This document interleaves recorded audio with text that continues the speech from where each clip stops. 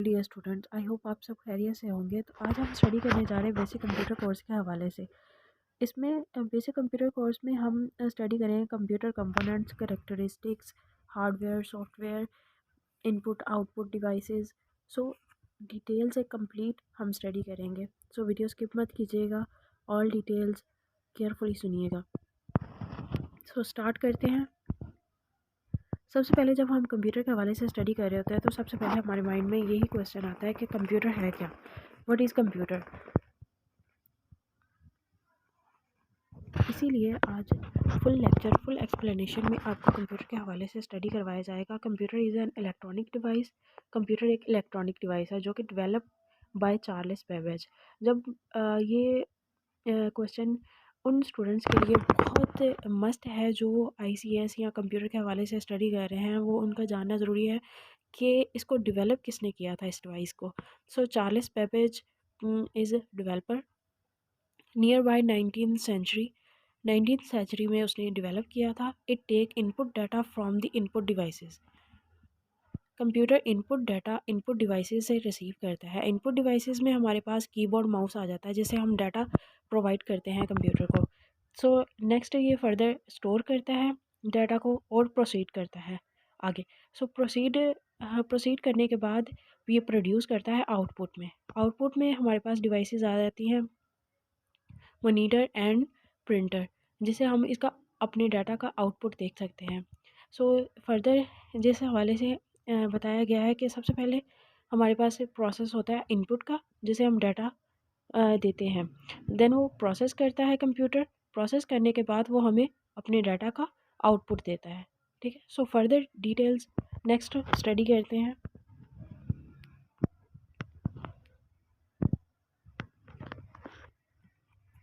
Components of computer. सो इसमें हम components हमारे पास दो तरह के होते हैं, हार्डवेयर एंड सॉफ्टवेयर। हार्डवेयर में हमारे पास फर्दर 3 टाइप्स होती हैं, input devices, output devices, storage devices. Input devices में हमारे पास वो डिवाइसेस आ जाती हैं जिनसे हम कंप्यूटर को डाटा देते हैं, जैसे माउस एंड कीबोर्ड, जिसे हम अपने डाटा को पुट करते हैं कंप्यूटर में।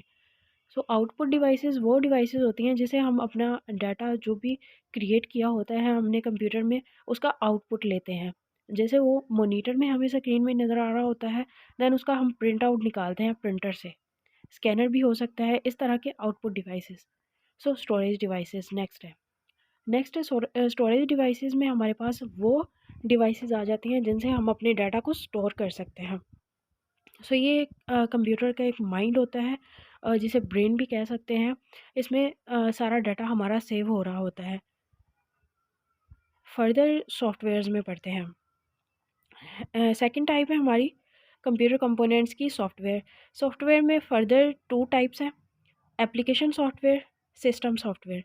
एप्लीकेशन में वो सॉफ्टवेयर्स आ जाते हैं हमारे पास जो यूज़र्स के लिए बनाए गए होते हैं। जैसे एप्लीकेशन हो गई हमारे पास एमएस ऑफिस, और नेक्स्ट इस तरह की बहुत सारी एप्लीकेशन जो हम यूज़ करते हैं कंप्यूटर में।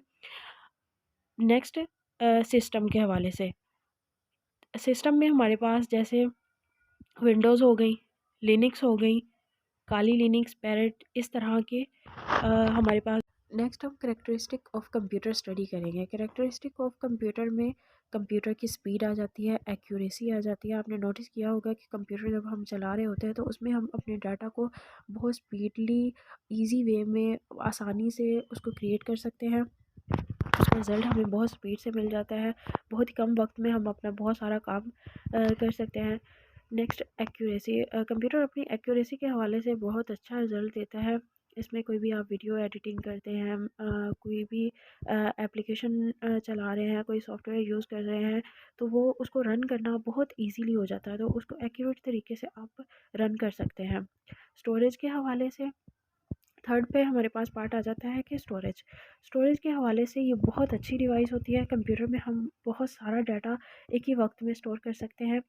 और ये नेक्स्ट है क्विक डिसीजन।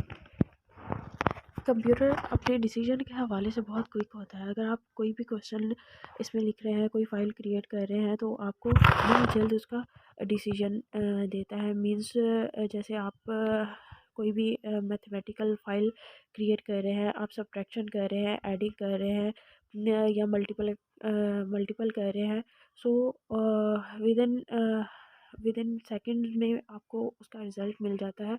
रिपीटेड कैपेबिलिटी, अगर आप एक इंसान को कोई क्वेश्चन दे रहे हैं या कोई काम करने को दे रहे हैं और आप उनसे कह रहे हैं कि वो बार बार इसको करे, हज़ार दफ़ा करे या 100 दफ़ा करे, तो वो इसको नहीं कर पाएगा, वो उकता जाएगा, या तो वो गलती करेगा और या वो अपने काम को करने का तरीका भूल जाएगा, या वो दोबारा से किसी और तरीके से करना स्टार्ट कर देगा, या वो थक जाएगा, नहीं कर पाएगा।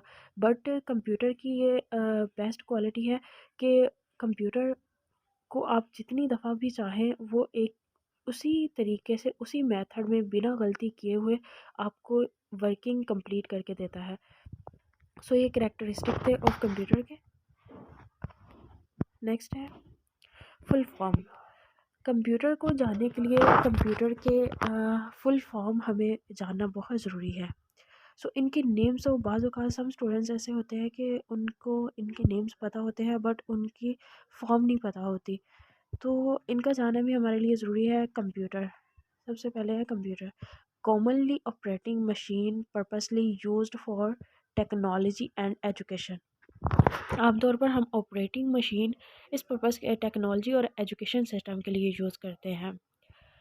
नेक्स्ट है हमारे पास सीपीयू, जो कि कंप्यूटर का ब्रेन माना जाता है। सारा काम हमारा सीपीयू से ही होता है। सीपीयू में हम एक इसका दिल लगा ले, ब्रेन लगा ले, या स्टोरेज सिस्टम लगा ले, इसमें ही यही हमारे जो कंप्यूटर का मस्ट पॉइंट है यही है। इसे सेंट्रल प्रोसेसिंग यूनिट बोला जाता है। ये ऑल अराउंडर तमाम डाटा को प्रोसेस करता है। रैम, रैंडम एक्सेस मेमोरी, ये एक मेमोरी डिवाइस होती है। इसमें मेमोरी आपकी स्टोर होती है। रोम, रीड ओनली मेमोरी, ये भी एक मेमोरी डिवाइस होती है बट इसमें ये जस्ट डाटा को रीड करती है। देन हमारे पास सीपीयू की फर्दर आगे डिटेल बताई गई है। सीपीयू को दो पार्ट्स में डिवाइड किया गया है, एएलयू में एंड सीयू में। एएलयू में अर्थमेटिक एंड लॉजिक यूनिट आता है। अर्थमेटिक एंड लॉजिक यूनिट में ये होता है कि आप अगर किसी अपना मैथमेटिकल पार्ट को करना चाह रहे हैं, जैसे जिसमें आप एडिंग करेंगे, मल्टीप्लिकेशन करेंगे, या आप कोई भी क्वेश्चन क्रिएट कर रहे हैं मैथ के हवाले से, तो अलजेब्रा है, तो आप वो हमारा जो है वो एएलयू का पार्ट करेगा उसको कंप्लीट। सो सीयू कंट्रोल यूनिट के हवाले से, मतलब ये तमाम डाटा को कंप्यूटर को कंट्रोल यही कर रहा होता है। सो इसलिए इसकी ये दो टाइप्स हैं और टू पार्ट्स हैं इसके, एएलयू एंड सीयू। सो ये जानना भी आपके लिए बहुत ज़रूरी है। सो इसको भी तमाम। नेक्स्ट हमारे पास है मेमोरी। कंप्यूटर की मेमोरी में हमारे पास है एचडीडी, रैम, रोम आ जाता है, जैसे कि हम पहले भी पढ़ चुके हैं। एचडीडी में हमारे पास हार्ड डिस्क ड्राइव है, रैंडम एक्सेस मेमोरी, रैम, रोम, रीड ओनली मेमोरी, तो पहले भी फर्दर हम पढ़ चुके हैं। नेक्स्ट सेशन में इंशाल्लाह हम रैम और रोम को और डिटेल्स में पढ़ेंगे। नेक्स्ट पढ़ते हैं generation of computers. First generation vacuum tube 1946 में जनरेट की गई थी, जो कि फर्स्ट जनरेशन थी कोर इलेक्ट्रॉनिक टेक्नोलॉजी डिवाइस की, जो 1906 में डेवलप की गई थी। सेकंड जनरेशन थी हमारे पास ट्रांजिस्टर, जो कि 1959 में क्रिएट की गई थी। थर्ड जनरेशन है हमारे पास आईसी, ये 1965 में क्रिएट की गई थी। फोर्थ जनरेशन है हमारे पास एलएसआईसी, 1971 से 1985 तक ये क्रिएट की गई थी और यूज़ की गई थी। फिफ्थ जनरेशन है हमारे पास ऑनवर्ड, जो अभी तक यूज़ हो रही है और इस पे काम हो रहा है, ये 1985 में क्रिएट की गई थी। सो ये ऑल जनरेशन के दरमियान जो गैप आया है ये 19, ये इससे आप समझ सकते हैं। आप ये कुछ स्टूडेंट्स आप ये पूछेंगे कि 1946 से लेकर वैक्यूम ट्यूब है कब तक यूज़ की गई। सो 1946 में ये यूज़ की गई, तो कॉमन क्वेश्चन है और कॉमन आंसर है कि 1946 में इसको डेवलप किया गया, तो 1959 तक ये यूज़ की गई। देन हमारे पास ट्रांजिस्टर आ गया। इसी तरह से फर्दर आगे हमारे पास जनरेशन चेंज होती गई और इनका अभी तक यूज़। सो आज हमने computer, basic computer and computer components का, characteristics, RAM, ROM, generation of computer memory, all details हमने स्टडी किया। सो आपका कोई भी क्वेश्चन हो आप कमेंट बॉक्स में पूछ सकते हैं। And all students one time अपनी अटेंडेंस अपने नेम के साथ कमेंट बॉक्स में शेयर कर दीजिएगा।